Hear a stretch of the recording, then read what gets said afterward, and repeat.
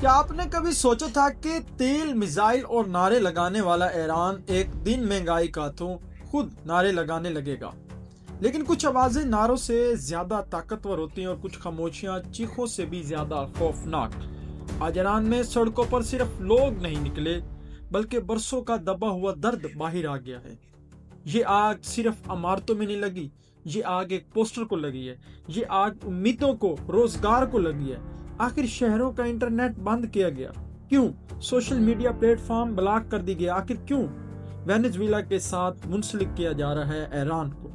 کیا ٹرمپ اور نیتن یاہو دونوں کو اس سے کوئی فائدہ ہوگا؟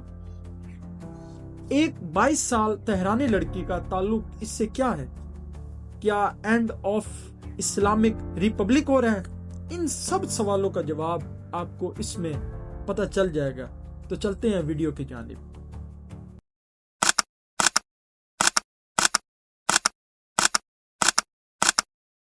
سب سے پہلے خوشحال ایران کے بارے میں سمجھتے ہیں۔ تقریباً 50 سال پہلے 1970 میں ایران آج سے بڑا مختلف تھا۔ تب ایران کے اعلیٰ رہنما شاہ محمد رضا پہلوی تھے۔ ان کا نظریہ تھا کہ ایران جدید ملک بنے جو مذہب کی بنیاد پر نہیں۔ یہاں ایک بات کرنا چاہتا ہوں کہ آپ کسی بھی مذہب سے تعلق رکھتے ہیں اور آپ پولیٹیشین ہیں تو مذہب کو ہتھیار کے طور پر ضرور استعمال کریں گے، کیونکہ مذہب کی وجہ سے عوام آپ کی طرف بہت جلد راغب ہو جاتی ہے۔ واپسی آتے ہیں ٹاپک کی طرف۔ مذہب کی بنیاد پر نہیں بلکہ اداروں، معیشت اور حکومتی طاقت کی بنیاد پر بنانا تھا اور جدید صنعتی ملکوں کی طرح بننا تھا۔ اس نظریے کی وجہ سے ایران صحیح سمت میں جاتا ہوا دکھائی دیا۔ ایران توانائی کی تلاش ترقی کے معاملے میں متحرک ریاست تھا۔ بندرگاہوں اور ہوائی اڈوں کو جدید بنایا جا رہا تھا۔ ٹیکسٹائل، سیمنٹ، آٹو موبائلز اور سٹیل سیکٹرز میں توسیع ہو رہی تھی۔ روزگار کے مواقع بڑھ رہے تھے۔ یونیورسٹیز میں سائنس، میڈیسن اور مینجمنٹ جیسے مضامین پڑھائے جاتے تھے۔ خواتین بھی آج سے مختلف رہ رہی تھیں۔ لڑکیاں اسکول، کالجز اور یونیورسٹیز میں پڑھ رہی تھیں۔ کسی پر بھی مذہبی قانون لاگو نہیں کیا جاتا تھا۔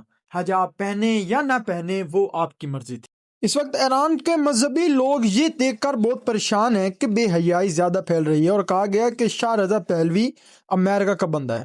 پھر مذہبی لوگوں نے مذہب کو ہتھیار کے طور پر استعمال کیا اور شاہ رضا پہلوی کی حکومت ختم ہوئی اور آیت اللہ خمینی اقتدار میں آئے۔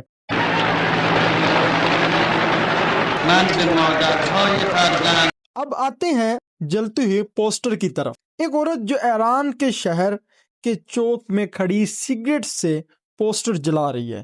اس پوسٹر میں خامنئی کی تصویر ہے۔ وہ عورت خامنئی کو نہیں جلا رہی بلکہ ایران کو جلا رہی ہے۔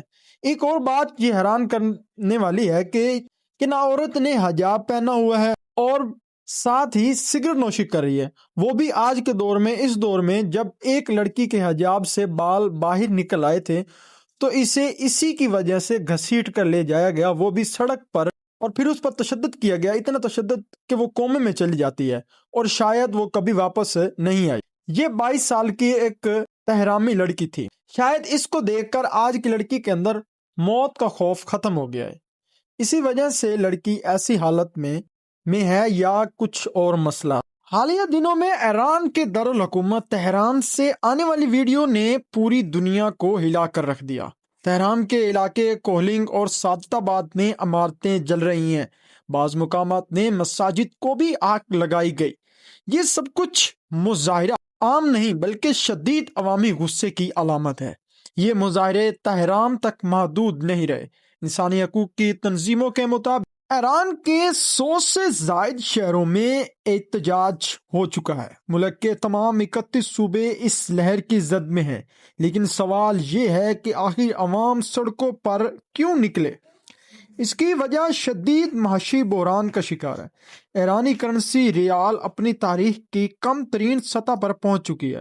مہنگائی آسمان سے باتیں کر رہی ہے۔ عام آدمی کے لیے آٹا، چاول، گوشت خریدنا مشکل ہو گیا ہے۔ لوگ بینکوں سے اپنی جمع پونجی نہیں نکال رہے، کاروبار بند ہو رہے ہیں، نوجوانوں میں بے روزگاری بڑھ رہی ہے۔ یہی وجہ ہے کہ عوام کا صبر ٹوٹ چکا ہے۔ شروع میں مظاہرے صرف مہنگائی کے خلاف تھے، لیکن اب نعرے سیاسی بن چکے ہیں۔ مظاہرین کہہ رہے ہیں کہ اسلامی جمہوریہ مردہ باد، آمرانہ نظام نامنظور۔ نعرے براہ راست سپریم لیڈر خامنئی کے خلاف ہیں۔ یہاں ایک اور پہلو بھی ہے۔ سابق امریکی صدر ڈونلڈ ٹرمپ کے دور میں ایران پر سخت اقتصادی پابندیاں لگائی گئیں۔ ایران کا تیل تجارت اور بین الاقوامی نظام تقریباً بند ہو گیا۔ پابندیوں سے پہلے کمزور معیشت کو مکمل طور پر توڑ دیا۔ اب اگلا سوال کہ پہلے وینزویلا اور اب آگے ایران۔ وینزویلا میں کیا ہوا اس کے بارے میں جانتے ہیں۔ اس میں کرنسی تباہ ہو گئی، مہنگائی بے قابو، عوام بھوک کا شکار، حکومت کمزور ہو چکی تھی۔ کچھ ماہرین کا کہنا ہے کہ اگر ایران میں یہی حالات رہے تو ایران بھی وینزویلا جیسی سخت صورتحال میں جا سکتا ہے، لیکن فرق یہ ہے کہ ایران کا نظام زیادہ تخت نظریاتی اور سیکیورٹی پر مبنی ہے، اس لیے تبدیلی آسان نہیں۔ اب ایران کے پاس دو ہی راستے ہیں، سخت طاقت کا استعمال کرے یا عوام کو معاشی ریلیف دے۔ اگر طاقت کا زیادہ استعمال کیا تو حالات مزید بگڑ سکتے ہیں، اور اگر ریلیف دیا تو شاید وقتی طور پر سکون مل سکے۔ سننے میں آیا ہے کہ جو سیکنڈ والا آپشن ہے وہ اپلائی کر لیا گیا ہے، لیکن اصل مسئلہ کچھ اور ہی ہے۔ ایران اس وقت ایک انتہائی نازک موڑ پر کھڑا ہے۔ یہ مظاہرے صرف احتجاج نہیں بلکہ ایک بڑا سیاسی سوال ہے۔ کیا اسلامی حکومت عوام کا اعتماد کھو چکی ہے؟ کیا ایران میں تبدیلی ناگزیر ہو چکی ہے؟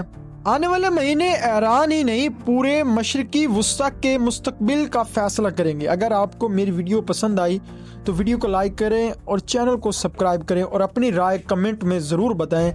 کیا ایران بدلنے جا رہا ہے؟